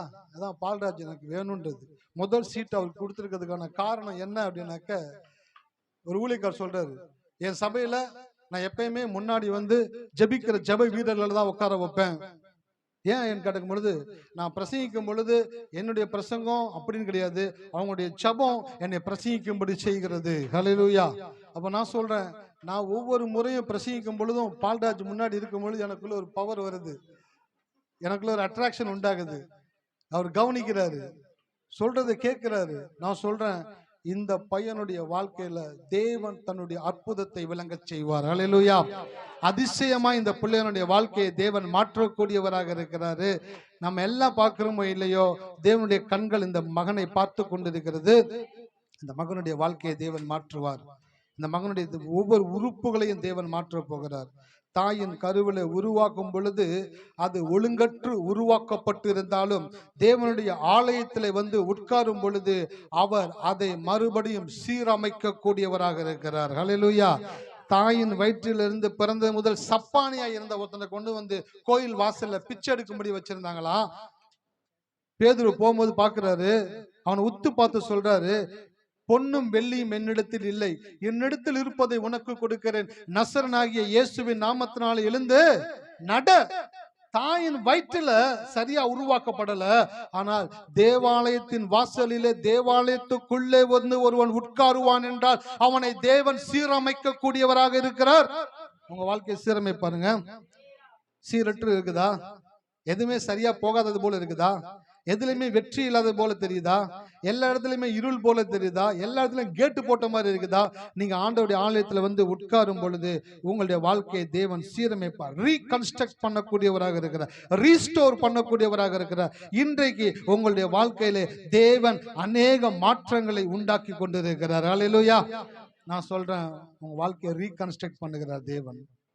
நீங்கள் செய்கிற காரியங்கள், முன்பு செஞ்ச காரியங்கள் தான் மறுபடியும் செய்ய போறீங்க, ஆனால் அதுல தேவனுடைய நாம மகிமைப்பட போகிறது.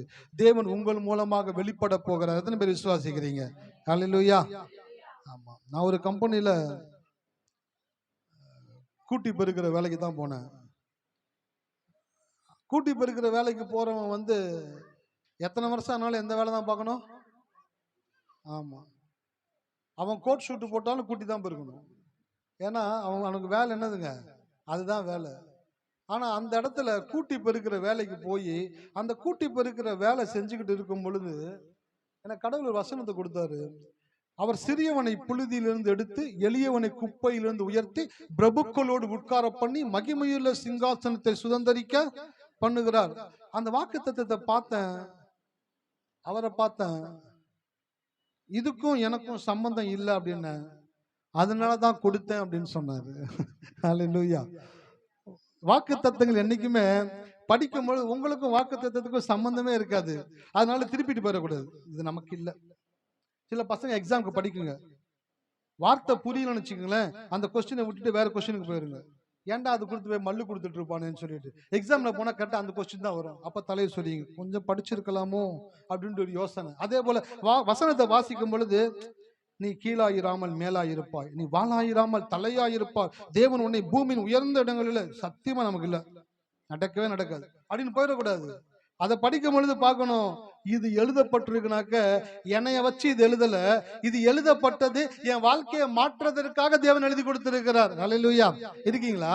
அவன் வாக்கு தத்துவத்தை அப்படிதான் பார்க்கணும். எனக்கு கடவுள் சொன்னாரு, டேனியல் நீ பைபிள்ல படிக்கும் பொழுது எந்த வாக்கு தத்துவத்தை நீ படிக்கும் பொழுது உன் மனசு அதை ஒத்துக்க மாட்டேனுதோ அந்த வாக்கு தத்துவம் தான் உன் வாழ்க்கையில கட்டாயமா நடக்கும். ஹல்லேலூயா. எந்த வாக்கு தத்தத்தை நீ படிக்கும் பொழுது உன்னால நம்ப முடியலையோ, உன் மனம் நம்ப மறுக்கிறதோ, அதுதான் உன் வாழ்க்கையில நான் செய்யும்படி திட்டம் வைத்திருக்கிறேன். ஆளை பார்த்து எடை போடுறவர் இல்ல இவரு. எடை போட்டுட்டு தான் ஆளையே பார்ப்பாரு. ஹலோ, இருக்கீங்களா? சில கடைகளுக்கெல்லாம் போனீங்கன்னா ஆளை பார்த்து எடை போடுவாங்க. ஆளை பார்த்துருவாங்க. பார்த்தானா இவங்க ஏமாளி, டக்குன்னு எடையை போட்டு டக்குன்னு சாச்சிருவாங்க. சில பேர் பார்ப்பாங்க, ஐயோ இவங்க உஷாரான ஆளு, அவங்களுக்கு கரெக்டா எடை போட்டு கொடுப்பாங்க. மனுஷங்களை ஆளை பார்த்து எடை போடுவாங்க. இந்த தேவன் எடை போட்டு வச்சுட்டு தான் ஆளை பார்ப்பாரு. போட்டாச்சு 500 கிலோ போட்டாச்சு. யாரு? அந்த வத்தலும் தொத்தனமா இருக்கு, அதை கூப்பிடு, அது கையில அதை கொடு. ஏன்? எடைய போட்டுட்டு தான் ஆளை சூஸ் பண்றாரு. வசனத்தையும் வாக்கு தத்தத்தையும் எழுதி கொடுத்துட்டு தான் அவர் நபரை சூஸ் பண்ணக்கூடியவராக இருக்கிறார். அல்லேலூயா. நான் சொல்றேன், இன்னைக்கு நீங்க வாக்கு தத்தத்தை படிக்கும் பொழுது எது உங்களால நம்ப கஷ்டமா இருக்குதோ, ஒரு சீக்கிரம் சொல்லி கொடுக்குறேன், எது உங்களுக்கு நம்ப கஷ்டமா இருக்குதோ அதை மார்க் பண்ணி வச்சுக்கோங்க. தினந்தோறும் அந்த வாக்கு தத்தத்தை சொல்லுங்க. அதுதான் உங்க வாழ்க்கையில தேவன் உங்களுக்காக வைத்திருக்கிறது. ஹல்லேலூயா. எத்தனை பேர் இருக்கிறீங்க? பைபிள் படிச்சாதானே மார்க் பண்ணி வைக்கிறது. யாரோ ஒருத்தர் சொல்றாங்க, எப்பெல்லாம் பைபிள் படிப்பீங்க? ஒருத்தண்ட கேட்டாங்க, என்னாச்சு உடம்புக்கு? உடம்புலாம் ஒரு மாதிரி இருக்குயா. சீரட் குடிப்பீங்களா? எப்பயாச்சும் குடிப்பேன். எப்பயாச்சுன்னா எப்பெல்லாம் தண்ணி அடிக்கிறனோ அப்பெல்லாம் சீரட் குடிப்பேன். சரி, எப்பெல்லாம் தண்ணி அடிப்பீங்க? எப்பெல்லாம் இந்த மாதிரி ஒரு தவறு பண்றனோ அப்பெல்லாம் தண்ணி அடிப்பேன். எப்பெல்லாம் தவறு பண்ணுவீங்க? எப்பெல்லாம் கொலை பண்றனோ பார்த்தான், இதுக்கப்புறம் உள்ள போக கூடாது. கொடூரமானவனா இருப்பான் போல இவன். சின்ன தப்புன்னு பார்த்தா பெரிய தப்பு பண்ணிட்டு தான் வந்துட்டு இருக்கான் போல இவன். அதே போல சில பேர் இதை மார்க் பண்ணி வைங்க அப்படின்னாக்க, ஐயா எப்பயா மார்க் பண்ணணும்? பைபிள் படிக்கும் போது மார்க் பண்ணணும். எப்போ பைபிள் படிப்பீங்க? தினந்தோறும் பைபிள் படிக்கணும். அல்லேலூயா. இருக்கீங்களா? எப்போ பைபிள் படிக்கணும்? என்னதுங்க? சில பேர் கவலையான பைபிள் எடுத்து படிக்கிறது. கவலையில பைபிள் படிச்சீங்கன்னாக்க நீங்களால பைபிள் படிக்க முடியாது. ஏன் சொல்லுங்க? நீங்க கவலையில் நிறைஞ்சிருக்கிறீங்க. இப்ப பைபிளை படிச்சீங்கன்னாக்க பைபிள் அப்படியே பாய்ச்சிட்டு அடுத்த பக்கத்துக்கு போய்கிட்டே இருப்பீங்க, எதுவுமே உள்ள போகாது. ஆனா தினந்தோறும் பைபிள் படிச்சுன்னு வச்சீங்களேன், கவலை வரும் பொழுது நீங்க பைபிள் எடுத்து படிக்கும் பொழுது வசனங்கள் உங்களோடு கூட பேசக்கூடியதாக இருக்கிறது. ஹல்லேலூயா. வசனங்கள் உங்களோடு பேசுங்க. என்னைக்கு பேசும்? என்னைக்கோ பைபிள் எடுத்து படிக்கிறோம், வசனம் பேசாது. தினந்தோறும் படிக்கிறான் பாத்தீங்களா, அவனோடு தேவன் பேசக்கூடியவராக இருக்கிறாரு. அப்போ சொல்லும் பொழுது வாழ்க்கை மாறக்கூடியதாக இருக்கிறது. ஒரு காரியத்தை வாசிச்சுட்டு கடந்து போகலாம். சங்கீதம் 34:8. இதான் எடுத்துட்டு வந்தேன் இன்னைக்கு. இதை பேசி அடி முடிக்க போகிறேன். பாருங்களேன், நான் சொன்னேன்ல வசனத்தை பார்க்காம படிப்பாருன்னு சொல்லிட்டு கேப்ரியல் பதர் படிச்சுட்டாரு பாருங்க. கர்த்தர் நல்லவர் என்பதை ருசித்து பாருங்கள், அவர் மேல் நம்பிக்கையா இருக்கிற மனுஷன் பாக்கியவான். கர்த்தர் நல்லவர் என்பதை ருசித்து பாருங்கள். இந்த வசனத்தை நான் பலமுறை படிச்சிருக்கிறேன், பலமுறை பிரசங்கித்திருக்கிறேன். ஆனா ஒரு முறை இந்த வசனத்தை வாசிக்கும் பொழுது எனக்குள்ள தேவன் கேட்டாரு, கர்த்தர் நல்லவர் என்பது ருசித்து பாருங்கள் அப்படின்னு போட்டிருக்குல்ல, வாழ்க்கையில எதை கொண்டு நாம ருசிப்போம் சொல்லுங்களேன்? ஆமா, நாக்கு கொண்டு தான் ருசிக்க முடியும். ஆமாவா இல்லைங்களா? ஒரு கடைக்கு போறீங்க, ஒரு பொருள் இருக்குது, அது கையில கொடுக்குறாரு, வாங்குறீங்க. வாங்கினா ஹார்டா இருக்கு அந்த பொருள். நீங்க சாஃப்டா இருக்குன்னு நினைச்சீங்க, ஆனா ஹார்டா இருக்கு. வாங்கிட்டு தொட்டு பார்த்துட்டு இல்ல வேணாங்க, கடைக்காரன் சொல்றான், மேடம் கொஞ்சம் டேஸ்ட் பண்ணி பாருங்க மேடம். இல்லைங்க பார்த்தாலே தெரியுது ஹார்டா இருக்கு. மேடம் நான் சொல்லல, கொஞ்சம் டேஸ்ட் பண்ணி பாருங்க. இல்லை வேணாங்க மேடம், எனக்காக கொஞ்சம் டேஸ்ட் பண்ணுங்க மேடம். கொஞ்சம் புட்டு கையில கொடுக்குறான். அவங்க வாங்குறாங்க, வேண்டாம் வெறுப்பா வாங்குறாங்க. வாங்கிட்டு அதை நாக்கில் வச்ச உடனே, நாக்கில் பட்ட உடனே அதை டக்குன்னு கரைஞ்சிருது. அது எப்படி பண்ணிருக்கானாக்க ஹார்டா இருக்கும், ஆனா அதை எடுத்து நாக்கில் வச்ச உடனே நாக்கில் இருக்கிற எச்சி அதுல பட்டோன்னு அது என்ன ஆகுங்க, அப்படியே கரைஞ்சு அப்படியே சாஃப்ட் ஆகி அவங்க வாய்க்குள்ள போகுது. அவங்க போகும்போது அந்த கொடுத்து அவங்க மூஞ்சியை பாக்குறான். அவங்க நாக்கில் வச்சு சாப்பிட்டோன்னு நல்லா இருக்கு. ஆமா மேடம், நீங்க முதல்ல நினைச்சீங்களா சாஃப்டா இருந்தாலும், அப்படிலாம் கிடையாது மேடம். இப்போ இந்த விஷயத்தை வந்து வேற விதமான ஒரு செஃப்பை வச்சு நாங்க பண்ணியிருக்கோம். இது நீங்க கொஞ்சம் சாப்பிட்டு பார்த்தீங்கன்னாக்கா உங்களுக்கு டேஸ்டா இருக்கும், நீங்க விரும்பி வாங்குவீங்க. சரி, இதுல எனக்கு ஒரு 5 பீஸ் பேக் பண்ணுங்க அப்படின்னு சொல்றாங்க. அப்போ அதை அவங்க கண்ணாடி பெட்டியில பார்க்கும் பொழுது ருசிக்கல, அந்த கண்ணாடி பெட்டி கிட்ட போன உடனே அது ருசிக்கல. அதை எடுத்து அவன் கையில கொடுத்து வாங்கினானே, அப்போ ருசிச்சாங்களா? அப்பயும் ருசிக்கல. அப்ப கூட சந்தேகமா தான் பாக்குறாங்க, இவ்வளவு ஹார்டா இருக்கேன்னு சொல்லிட்டு. ஆனா அதை எடுத்து நாக்குல வச்ச உடனே அதே கரையும் பொழுது அந்த நாக்குல இருக்கக்கூடிய டேஸ்ட் பட்ஸ் எல்லா நரம்புகளுக்கும் அந்த செய்தியை அனுப்புது. இந்த டேஸ்ட் இது வரைக்கும் சாப்பிட்டது இல்லையேன்னு அந்த மூளை அதை ஜீர்ணிச்ச உடனே அவங்க சொல்றாங்க, இது ரொம்ப நல்லா இருக்குது. ஹல்லேலூயா. ஆமாவா இல்லைங்களா? சரி, இப்போ ஒரு உணவு பொருளை சுவைச்சு பார்த்த உடனே அது ருசியை நம்ம கண்டுபிடிக்கிறோம். இப்ப கர்த்தர் நல்லவர் என்பது ருசித்து பாருங்கன்னு சங்கீதக்காரன் தாவீது சொல்றாரு. இப்ப கர்த்தரை எப்படி ருசிச்சு பார்க்க முடியும்? ஒரு உணவு பொருளா இருந்தா அதை எடுத்து சாப்பிட்டு பார்த்து ருசிச்சு பார்க்கலாம். ஆனா கர்த்தர் நல்லவர் என்பதை ருசித்து பாருங்கன்னு சொல்றாரு. கடவுளை எப்படி ருசிச்சு பார்க்க முடியும்? கடவுளையும் வாயினாலதான் ருசிச்சு பார்க்க முடியும். ருசின்ற வார்த்தை வாயோடு கூட சம்பந்தப்பட்டது. ஆகையினாலே உணவை எப்படி உண்ணு பார்த்து அந்த டேஸ்ட் அறிஞ்சுக்கிறீங்களோ அதே போல கர்த்தர் நல்லவர் என்பதை வாயின் வார்த்தைகளை சொல்லும் பொழுதுதான் நீங்கள் ருசிக்க ஆரம்பிக்கிறீர்கள். அல்லேலூயா. இருக்கீங்களா? ஆமா, டைம் கிடைச்சுனாக்கா வீட்டுல போய் முதல் சங்கீதத்திலிருந்து 150ஆம் சங்கீதம் வரைக்கும் எடுத்து வாசிச்சு பாருங்க. அதுல முழுவதுமாக தாவீது தேவனை எப்படி புரிந்து வைத்திருந்தார் என்பதுதான் அந்த சங்கீதம், முழு சங்கீதத்தினுடைய அடக்கமே. அதுல எடுத்து வாசிச்சு பாருங்க. கர்த்தர் என்னுடைய வலது பரிசத்தில் இருக்கிறார், நான் அசைக்கப்படுவதில்லை. நான் கர்த்தரை நோக்கி, நீர் என் அடைக்கலம், என் கோட்டை, என் தேவன், நான் நம்பி இருக்கிறவர் என்று சொல்லுவேன். என் பக்கத்தில் 1000 பேரும் வலது பக்கத்தில் 10,000 பேரும் விழுந்தாலும் அதை என்னை அணுகாது. கர்த்தர் எனக்கு அடைக்கலமும் கோட்டையும் உயர்ந்த மதிலாகவும் இருக்கிறார். இதெல்லாம் நீங்க சங்கீதக்காரன் தாவீது ஏதோ கவிதையில எழுதி வைத்திருக்கான் கிடையாது. அவன் கர்த்தரை ருசித்த காரியங்களை எழுதி வைத்திருக்கிறான். நீங்க கடவுளை எப்படி ருசிக்க முடியும் தெரியுங்களா? கடவுளுடைய வசனத்தை படிச்சுட்டு அதை வாயை திறந்து சொன்னீங்கன்னாக்க அந்த வார்த்தை கடந்து போய் உங்கள் வாழ்க்கையிலே மாற்றங்களை உண்டாக்கும் பொழுது அந்த மாற்றத்தை நீங்கள் அனுபவிக்கிறீங்க பாத்தீங்களா? அதுதான் கர்த்தரை ருசிக்கிறது. ஹல்லேலூயா. இருக்கீங்களா? ஆமா. ஒருத்தர் சுகவீனத்துல இருக்கிறாங்க, பலவீனத்துல இருக்கிறாங்க, வியாதியில் இருக்கிறாங்க. அப்படிப்பட்டவங்க என்ன டேஸ்ட் பண்ணி பார்க்கணும்? சில பேருக்கு பேக்கரிக்கு போனாக்க எந்தெந்த இடத்துல என்னென்ன பொருள் இருக்குன்னு தெரியும். எப்பயும் கடையில இருக்கிற ஒரு அக்கா இல்ல, இவங்க கடைக்கு போறாங்க. அக்கா இந்த ஸ்வீட் கொடுங்கக்கா. இல்ல காலி ஆயிடுச்சுமா. காலி ஆயிடுச்சா? இத்தனை மணிக்கு காலி ஆகாது. கடைக்காரங்க காலி ஆச்சுன்னு சொல்றாங்க. இவங்க சொல்றாங்க காலி ஆயிருக்காது. அந்த 3வது செல்ஃபுக்கு போங்க, அந்த பக்கம் தள்ளுங்க, அது பின்னாடி இருக்கும் பாருங்க. டெய்லி எடுத்துருக்காங்க, வாங்கி இருக்கனால சொல்றாங்க அவங்களுக்கு. அந்த அக்கா விற்கிற அக்கா இன்னைக்குதான் புதுசா வந்திருக்காங்க கடைக்கு. இல்லம்மா காலி ஆயிடுச்சு அக்கா, நான் சொல்றேனே பாருங்களேன். போய் அதே மாதிரி 3வது செல்ஃப்ல தள்ளுறாங்க. பின்னாடி போயிட்டு கேட்டா இவங்க கேட்ட ஸ்வீட் அந்த இடத்துல இருக்குது. 2 ஸ்வீட்டை வாங்கிட்டு வர்றாங்க. இன்னொருத்தன் பேக்கரியில 2வது செல்ஃப்ல பின்னாடி என்ன இருக்குன்னு தெரிஞ்சு வச்சிருக்கிறவங்களுக்கு இந்த வேதத்துல என் வாழ்க்கைக்கு சம்பந்தமான வார்த்தைகள் எங்க இருக்குன்னு தெரிஞ்சு வச்சிருக்கலையே. அல்லேலூயா. இருக்கீங்களா? ஆமா. நீங்க மதியம் போயிட்டு கடையில தாகமா இருக்குன்னு பவுண்டா வாங்கினேன். அந்த கடையில இருக்கிற அந்த பொண்ணுடைய அம்மா தான் கடையில இருந்தாங்க. தம்பி பவுண்டா கூலிங் இல்லப்பா, இப்பதான் வந்துச்சு அப்படின்னாங்க. அவங்க பொண்ணு எங்கதான் வந்துச்சோ தெரியல. அம்மா என்னப்பா கேட்டாங்க. அந்த ஃப்ரிட்ஜில் பாத்தியா 2 பவுண்டா இருக்குமே. அவங்க அம்மா சொல்றாங்க, இல்லம்மா காலி ஆயிடுச்சுமா, இப்பதான் வந்துச்சு பவுண்டா. இல்லம்மா ஃப்ரிட்ஜர் ஓபன் பண்ணு, அந்த முன்னாடி 2 பாட்டில் தள்ளு, பின்னாடி இருக்குதா பவுண்டா பாட்டில்? 2 பாட்டில் இருக்குப்பா, எடு. நான் அந்த பொண்ணை பார்த்தேன். பாப்பா கடையில என்னென்ன பொருள் எந்தெந்த இடத்துல படிச்சு வச்சிருக்க போல. அப்படி இருந்தாதான் வியாபாரம் பண்ண முடியும். நான் கரெக்டு. ஒரு கடை வச்சிருக்கிறவங்க கடையில என்ன பொருள் எங்கெங்க இருக்குன்றது எப்படி படிச்சு வச்சிருக்கிறாங்களோ வியாபாரத்துக்கு அது தேவை. இல்லைன்னா என்ன பண்ணிருப்பேன், கூலிங் இல்லைன்னு சொல்லிட்டு வேற கடைக்கு போயிருப்பேன். ஆனா அந்த ஒரு வியாபாரம் போகக்கூடாதுன்னு நினைத்து அதுக்கு வேண்டிய முயற்சிகள் எடுக்கிறாங்க பாத்தீங்களா? அப்ப அந்த கடையில என்னென்ன இருக்குன்னு தெரிஞ்சு வச்சிருக்கிறாங்கல்ல. அதே போல இந்த பைபிள்ல என்னெல்லாம் இருக்குன்னு நீங்க தெரிஞ்சு வச்சிருக்கணும். அது உங்களுடைய பொறுப்பு. ஹலோ, இருக்கீங்களா? ஆமா. ஏன் தெரியுங்களா?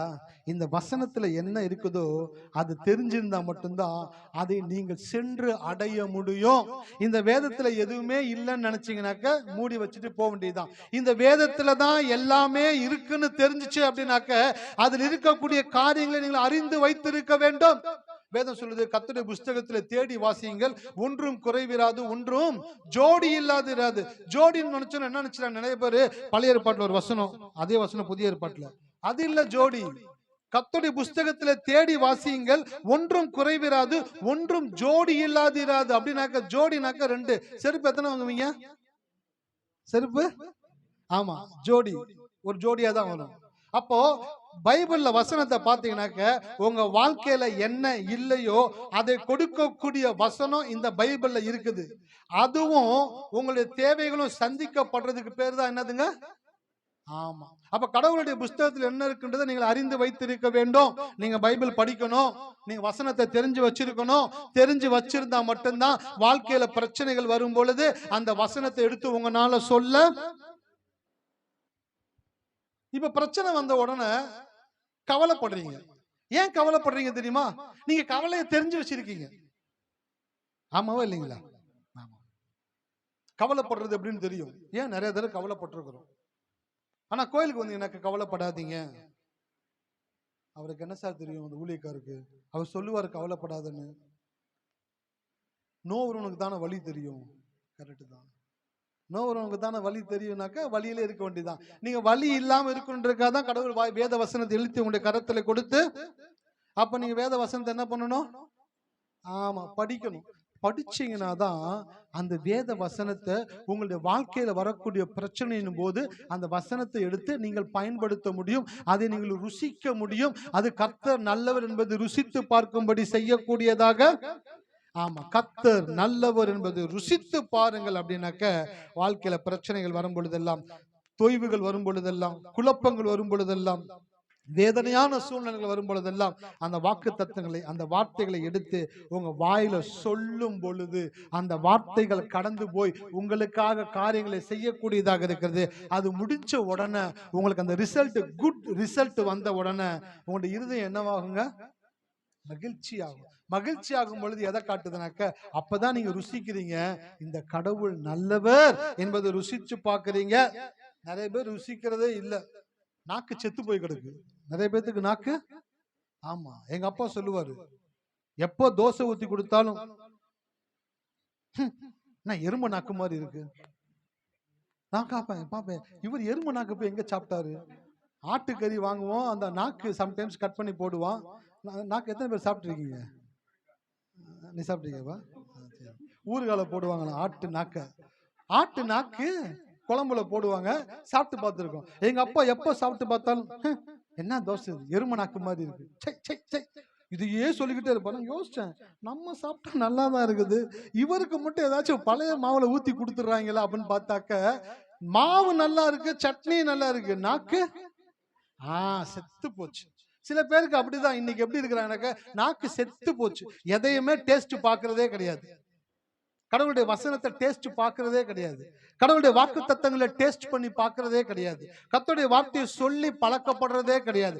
அந்த டேஸ்ட் அனுபவிக்காம நாக்கு செத்து போனனால, இந்த செத்து போன நாக்குல எதை வச்சாலும் ஒண்ணுமே தெரியாது.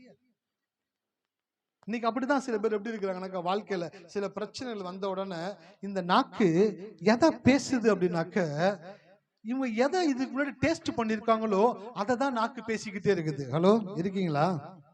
ஆமா.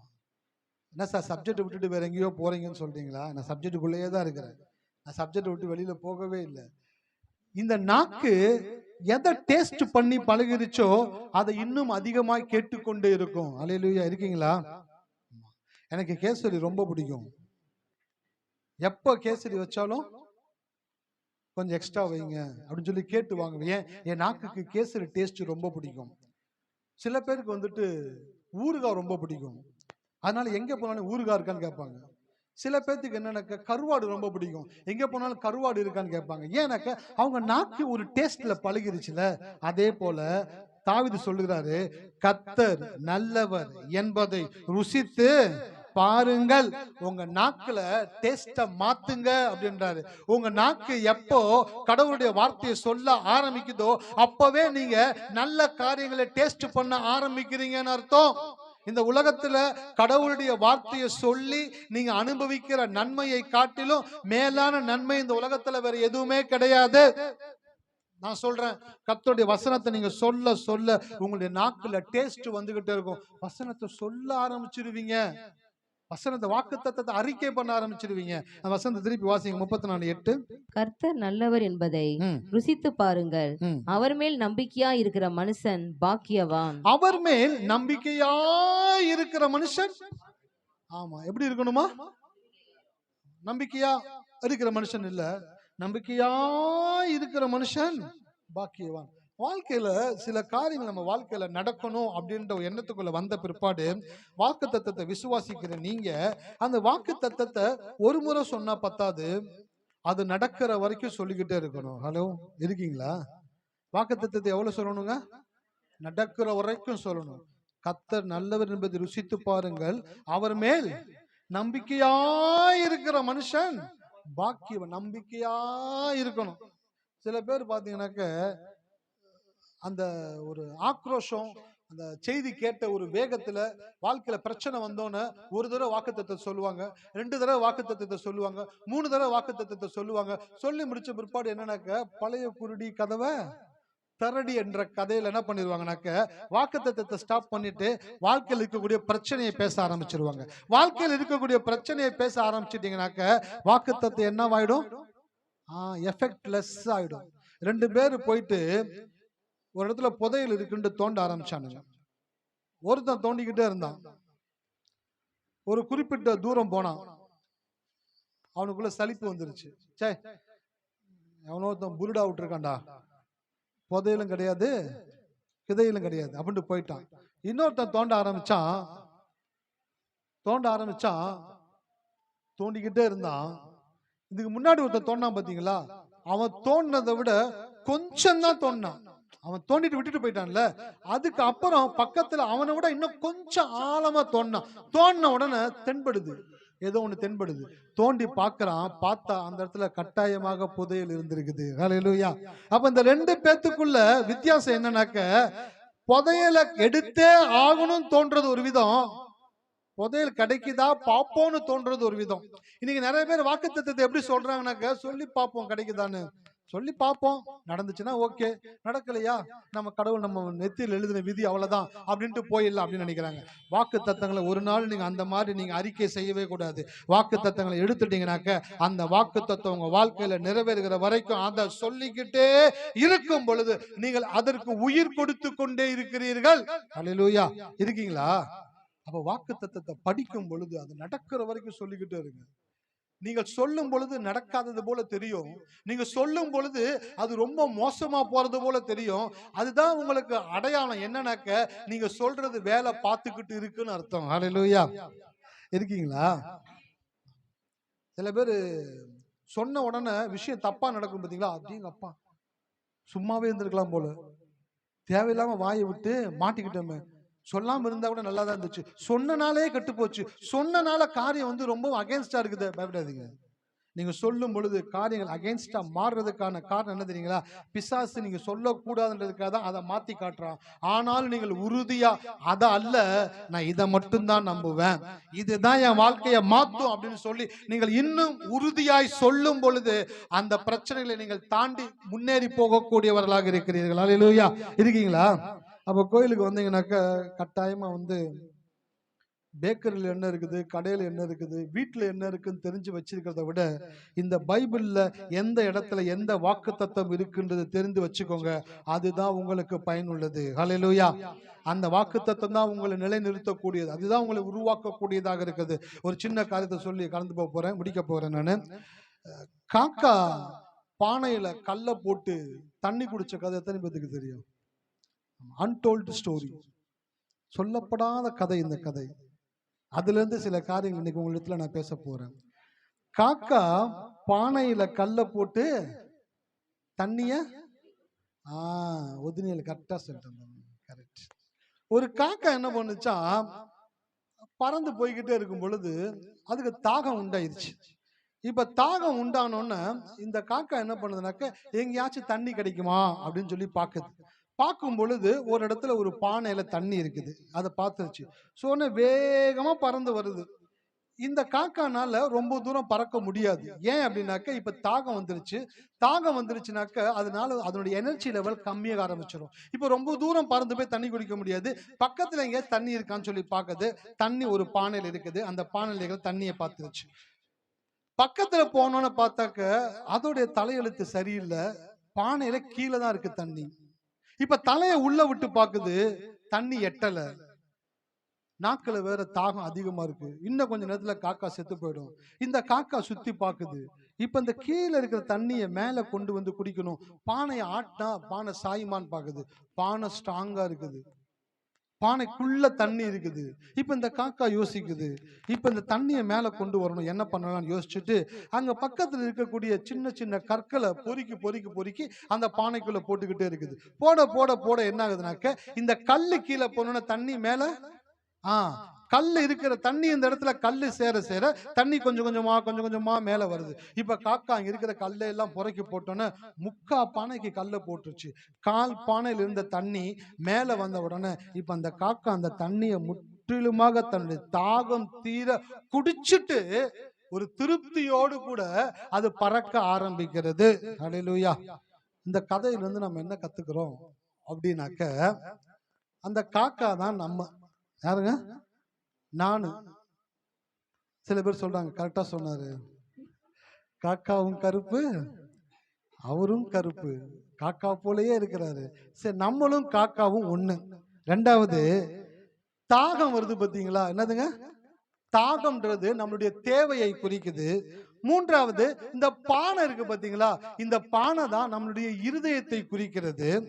அந்த பானைக்கு உள்ள கொஞ்சம் தண்ணி இருக்கு பாத்தீங்களா, அதுதான் நம்மளுடைய கொஞ்சம் விசுவாசத்தை குறிக்குது. அந்த கற்கள் இருக்கு பாத்தீங்களா, அந்த கற்கள் தான் தேவனுடைய வார்த்தையை குறிக்குது.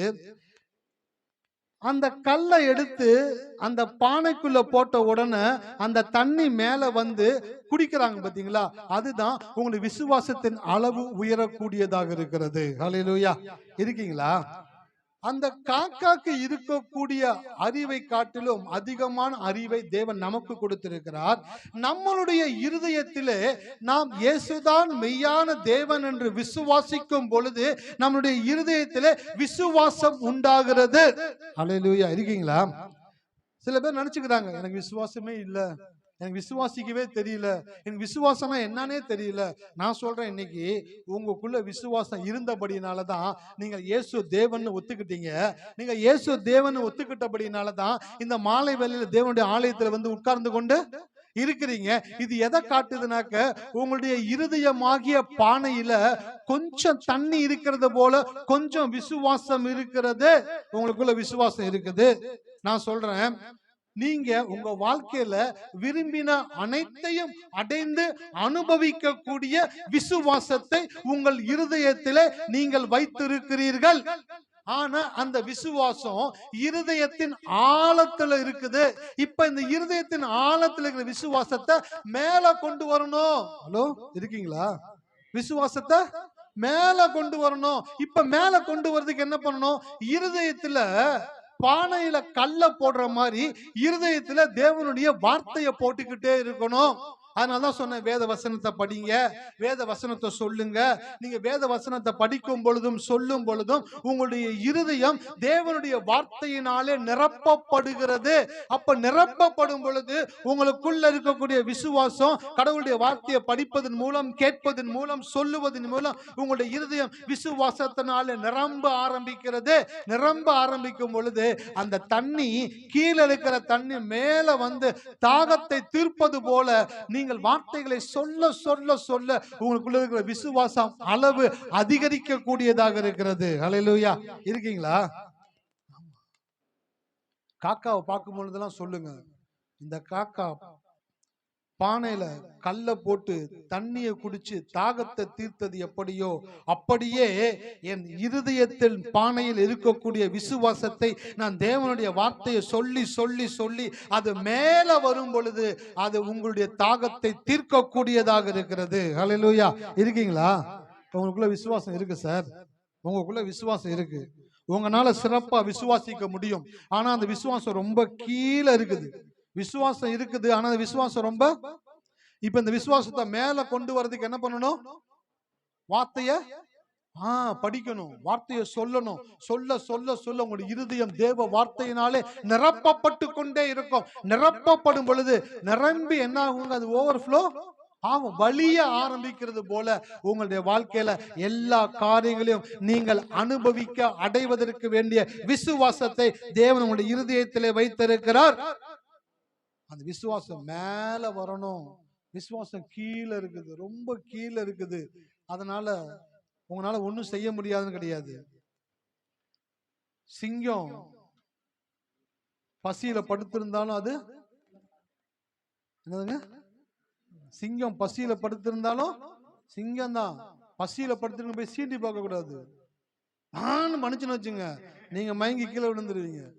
அதே போலதான் நீங்க யாருனாக்க சிங்கம். வேதம் சொல்லுது, நீதிமான்களோ சிங்கத்தை போல தைரியமா இருப்பாங்க. நீங்களா சிங்கத்தை போல தேவன் உங்களை பார்க்கிறாரு. உங்களுக்குள்ள ஒரு விசுவாசம் இருக்குது. அந்த விசுவாசம் அபாரமான செயல்களை உங்களுடைய வாழ்க்கையில செய்யக்கூடியதாக இருக்குது. அந்த விசுவாசத்தை இன்றைக்கு தேவன் உங்களுக்குள்ள மேல வரும்படி செய்கிறார். அல்லேலூயா. இருக்கீங்களா? வீட்டுக்கு போங்க, பைபிளை படிங்க, வசனத்தை பார்த்து வசனத்தை வாயை திறந்து சொல்லுங்க. சொல்ல சொல்ல சொல்ல நான் சொல்றேன், நீங்க படிச்சு வசனத்தை சொல்லும் பொழுது உங்களுக்குள்ள இருக்கிற விசுவாசம் மேல வரக்கூடியதை நீங்க உணரக்கூடியவங்களா இருப்பீங்க. ஹல்லேலூயா. உங்களுக்காக இன்னொருத்தவங்க விசுவாசிக்கிறது இல்லை, உங்களுக்காக நீங்க தான் விசுவாசிக்கணும். ஹலோ, இருக்கீங்களா? உங்களுக்காக நீங்க தான் விசுவாசிக்கணும்.